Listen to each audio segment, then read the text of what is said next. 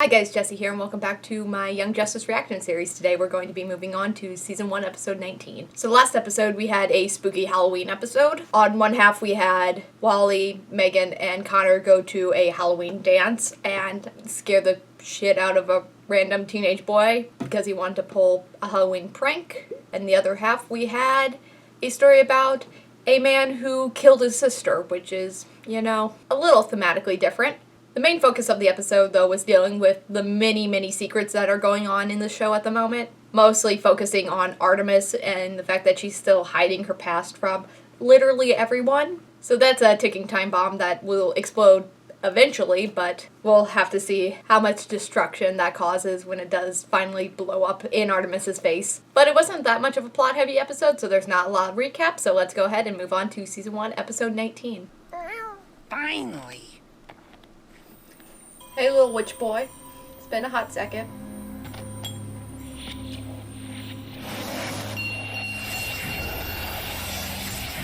Time to get the old band together.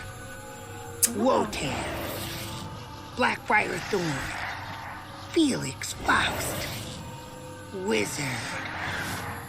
Well, that's an uncreative name. Let's put on a show. Not a fan of that.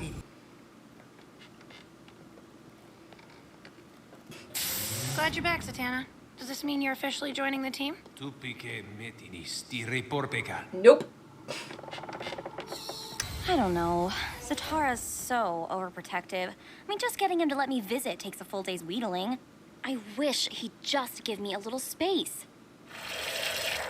Dad! Where did they take them? Today in Fawcett City, Captain Marvel defeated an attack by the creatures known as Ibak and Sabak. Uncle Dudley! Whoa.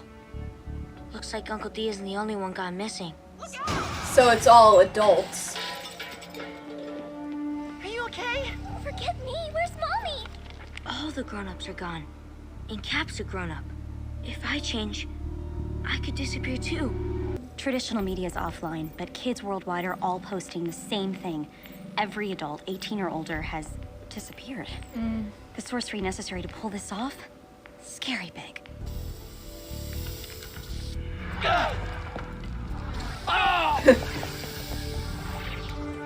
That's so fucking petty. Like, I'll have all of your problems right now. Okay, Batson. Make sure the coast is clear and go. I hope they figure out that he's a kid in this one. Like, Captain Marvel, 1-5.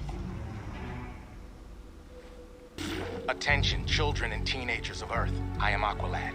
These are my friends, Robin and Kid Flash. We know you must be scared and angry. We know with your parents missing, there's a temptation to run wild. But please, stay calm. We will find a way to bring the adults back. But for now, the oldest among you must step up. It is up to you. It's up to Billy Batson to find a way to the cave. No matter the risk. well, then you're gonna have to explain a lot of shit Please, help once me you're there. any way you can. I finally got through to Atlantis. No adults there either. So, just how desperate are we? We both know anyone who dons the helmet and allows Nabu to possess him may never be released from being Dr. Fate. So, not that desperate. Not yet. Guys, We're almost there. Should arrive just after midnight on my birthday. wait! Are you telling me you turned 18 at midnight? I'll take that as a yes. That would suck so much. So either he has to learn how to fly a plane or change into Captain Marvel and just hope that he's technically still a kid.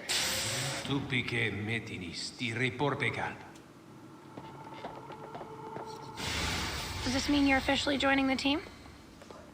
We in a fucking time loop? Zatanna, my only child. I wish I could get used to the idea that she's growing up. Zatanna! Oh wow, there's an alternate one where all the kids disappear? Parents are desperate for answers from secular and religious leaders, from the heroes of the Justice League, and from scientists at facilities like Star Labs. Those eggheads in there know what happened to our kids. For all we know, they're responsible. Make them tell us the truth!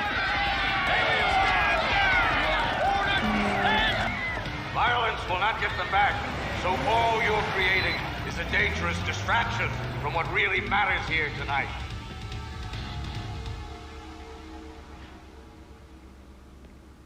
So, how desperate are we? I would do anything to get my daughter back. Yes, but we both know there are many ways for you to lose her. So, not that desperate. Not yet. I can't. If I say it, I'll be an adult and maybe disappear forever. Captain Marvel may have the courage of Achilles, but Billy Batson has the courage of Billy Batson. Shazam! Whoa! Hey! I didn't disappear! Amber! Okay, so they're being teleported to like an alternate universe. So he can teleport back and forth between universes. You're back! Is it over? Where's the team? Haven't you heard? Every child in the world has... Zatara, wait. Captain, where have you been? On a world without grown-ups. Holy moly, there are 2 worlds! 2 dimensions. One for adults. And one for kids. And you can travel between them? I think I can. I know I can. Shazam! It works! Hi, guys. He's Captain Marvel. Yeah, and I'm Speedy Gonzalez. Look, just because he believes he's Gee, Wally, do I really have to bring you nachos and pineapple juice to get on your good side?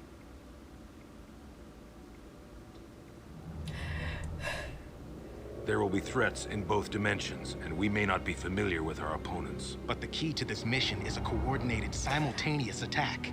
Agreed. Oh, this would be so annoying. fast. Just back and forth, back and forth. And hope the 2 dimensions...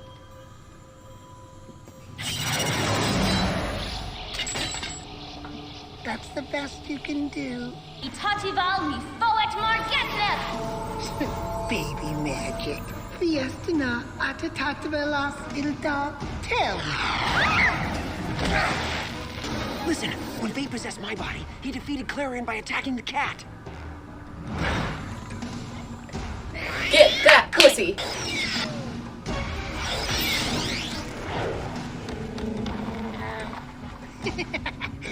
Show him what the familiar to a Lord of Chaos can do, Deagle. I hate that fucking face so much.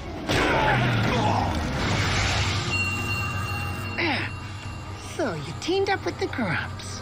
Teamwork is so overrated. Ernest, Robin! Do your job, girl. Temley Folletta Everflow Roy.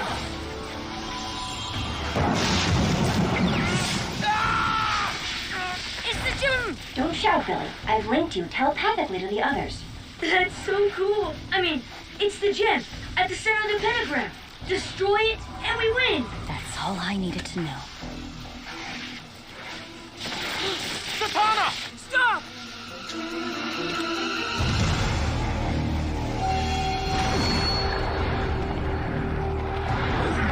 Come on, girl. Put on a good show.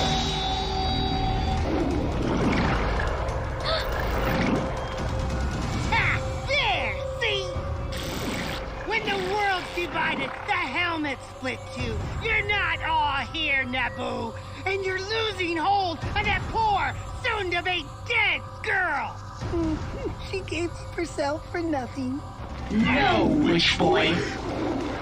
Fate decrees her sacrifice will not be in vain.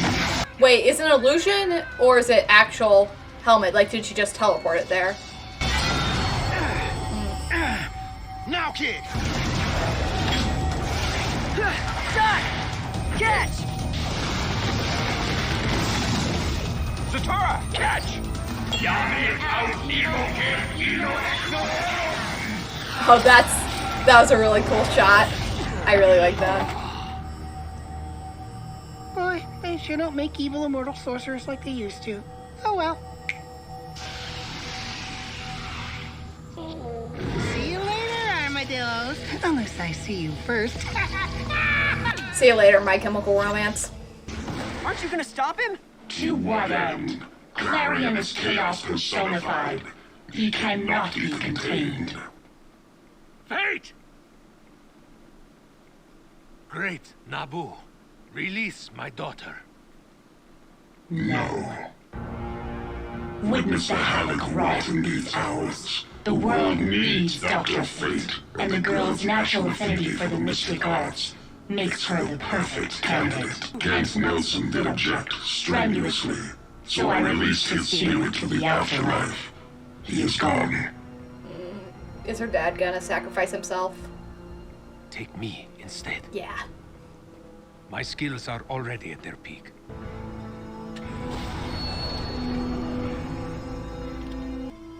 Remember, I love you.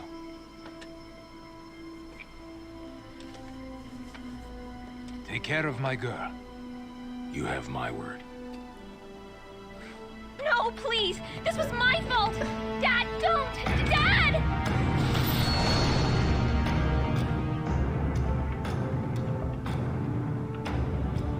Leave these to fate.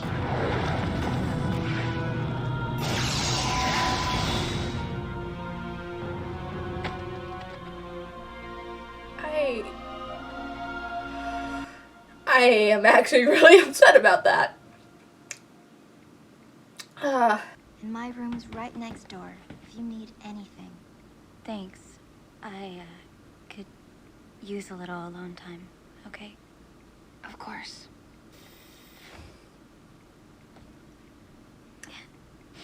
Man.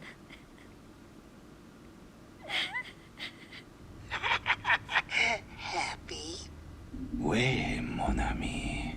No one will notice the absence of our prize. Hi, Riddler. And in time, I forgot you escaped. we will bring it into the light. Okay. Man, that was a very complicated plan just to get a piece of Starro. At least that's what I thought that was. But the thing is, I thought they already had the piece of the starfish. I didn't really think that there's easier ways to steal from Star Labs, but I also definitely didn't recognize Sportsmaster and Edward Nigma when they were actually doing their little heist. I really enjoyed this episode. I always enjoy the themes of family, whether they be biological or found family. This really dealt with, though, the ties of parents and children. Also, I think it's a really cool concept, just having two different dimensions, one where all the adults go, and one where all the children are, and then being separated from each other, and then Shazam being able to kind of go back and forth because he can transform from a child to adult and back again. So he's kind of the messenger boy of the episode. And as much as I, do like Captain Marvel, I feel like the actor who played Billy Batson, I really enjoyed. This little kid who's used to being a superhero and now is, for the first half, just having to figure out how to do all of this without his superpowers. It was cute and enjoyable. I just wish we would have gotten more of the fallout of the Young Justice realizing that this guy who's been basically babysitting them for a hot second while Red Tornado was away is an actual child, which is weird to think about considering Batman knows that Billy Batson is a child and yet still left him in charge of the Young Justice. Either he has a lot of faith in Captain Marvel, or he realizes that the Young Justice don't really need a babysitter or any real authority figure, just an illusion that there's someone in charge in the area to keep them from acting out, really. And yeah, and this episode really delved into, again, the magic aspect of the DC Universe. Kuarian being the main returning player, but there was another member who was in the Injustice League whose name I will never remember. Also, there was a guy just named Wizard, which, I'm gonna be honest, has to be one of the laziest supervillain names I've ever heard. Yes, what shall we name our wizard evil villain? Wizard. Yeah, but Clarion the Teenage Witch was back for a hot second before escaping yet again, as he is wont to do. I didn't think they would capture him permanently, mostly because he's a member of the Light, and, they're not getting any information about the Light anytime soon. But there's something about evil demon children that are so much scarier than evil demon adults. You just got the creepiest fucking vibe.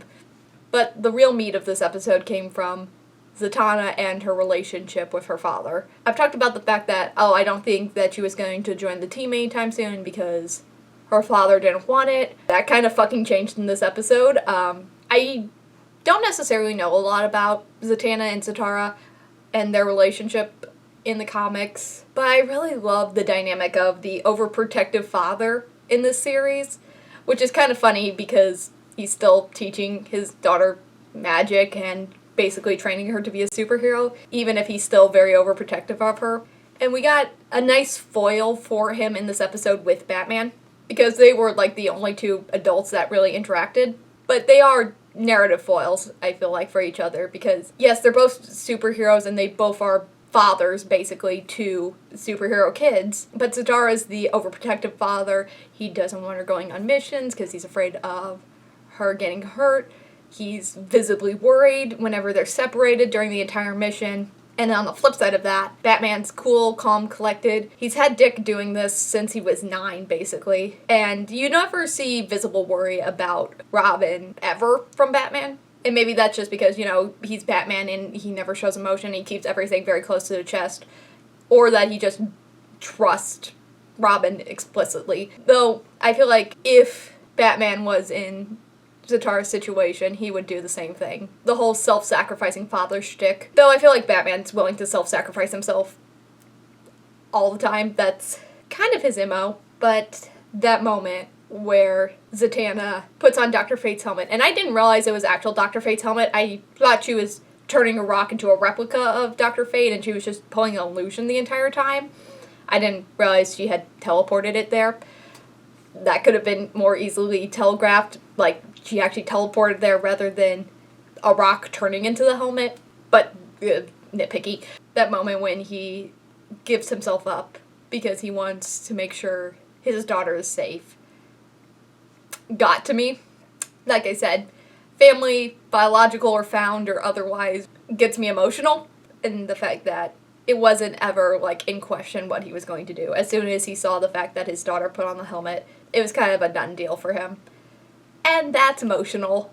And I might have cried a little bit. It's fine. I'm fine.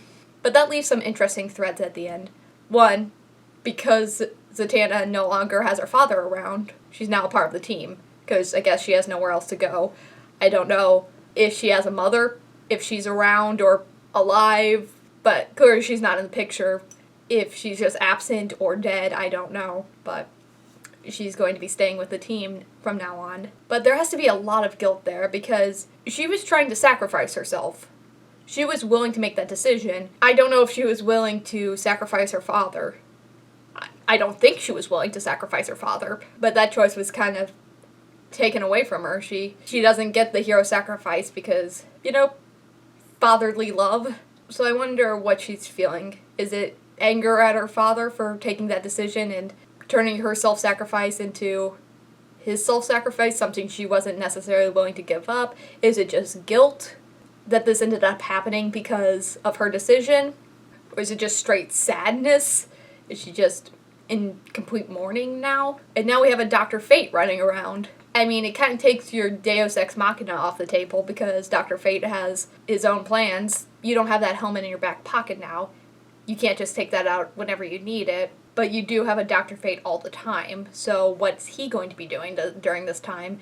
Is he chasing down the magic casters? Is he going to be a part of the Justice League? Because Zatara was a member of the Justice League and he was very active. Is this a net loss because Dr. Fate is finicky and has his own whims and doesn't want to work with the Justice League and thinks that Earth's problems are a little petty and that he has a bigger picture to deal with? Because I know Dr. Fate is a hero, but he kind of, in the show, skirts that line. He feels like, in D&D terms, lawful neutral, almost. Because he doesn't really have qualms about, like, what's good or evil. He just wants to destroy chaos, which happens to be on the good side, but I don't think he necessarily cares about the fate of humanity. Not from what we've seen. At least he doesn't seem to care about individual humans and their emotions. So as long as the universe is in order, everything's fine. And he's not evil, but he's not really good. And I don't know if that's comic accurate, or is that just what the show is trying to portray, or am I misreading Dr. Fate's character entirely? It's just kind of what I've seen. So, is this a permanent thing, or are we ever going to get Zatara back?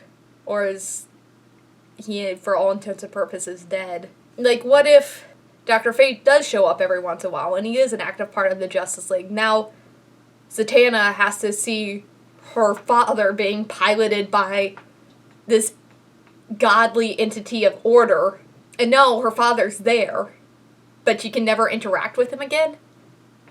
And that sucks a lot ass. That's just awful for her. Like, I wanted her on the team, but this seems like just too much. It's a weird trade-off. I wanted her on the team, but not like this. But I wonder what her being on the team is going to end up bringing. Like, are we going to get more magic episodes because we have a magic user? What else is going to be added to the team dynamics? Is she going to show up in the intro now? Are her and Robin going to be a thing now? That's not a thing in the comics, but, like, neither is a lot of things in the show. I know this version of Aqualad and Artemis are pretty much a show invention, so they can definitely just make them a couple. Do I want that, though? Like, they're cute, but Dick and Babs all the way. It'll be interesting to see how the team dynamic changes, though. I think that her presence can be a really good help to the rest of the team, though.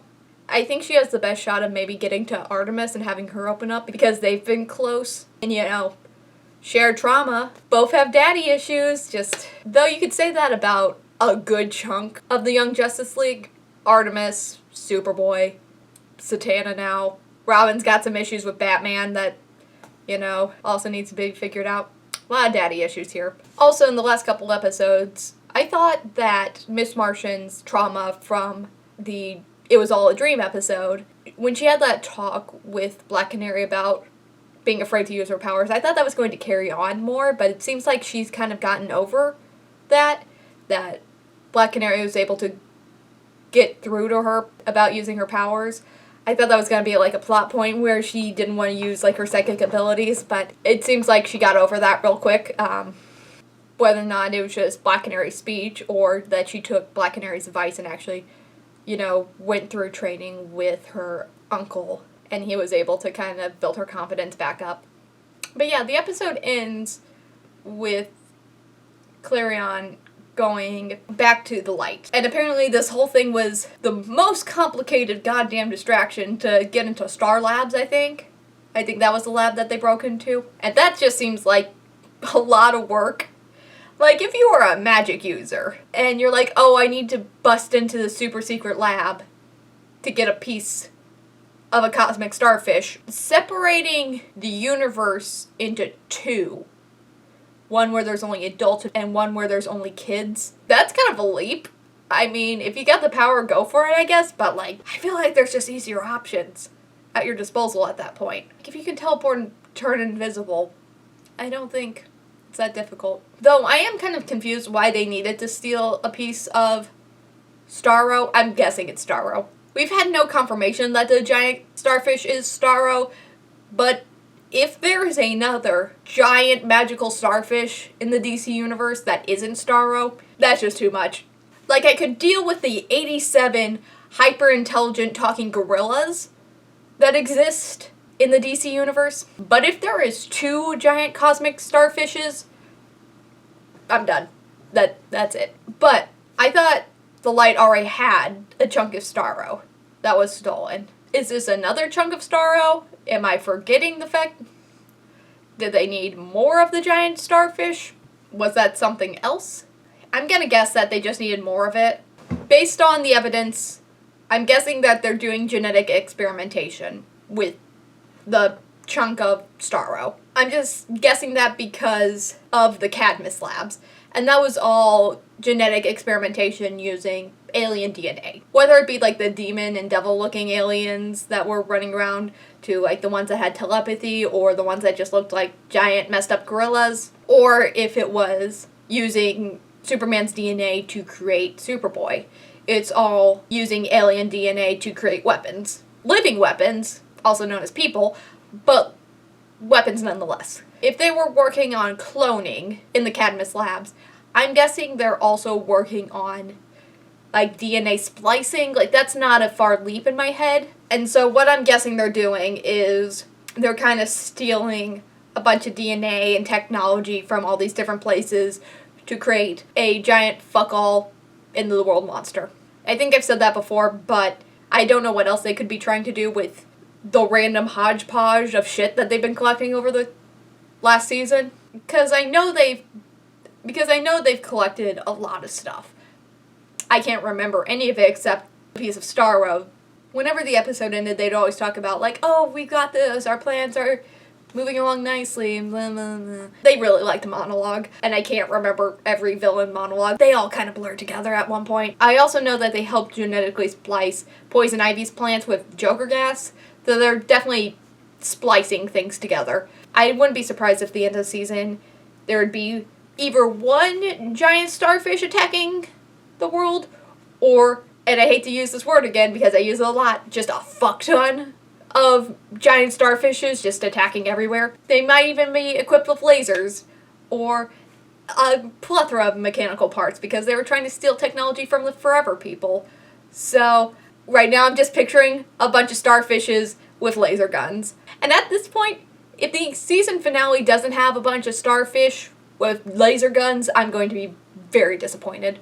So that was my reaction to Season 1, Episode 19 of Young Justice, Misplaced. So if you like this reaction, don't forget to like, comment, and subscribe. It really helps out this channel and keeps me motivated to keep making more of these. So thank you so much for watching, and as always, I'll see you next time. Bye.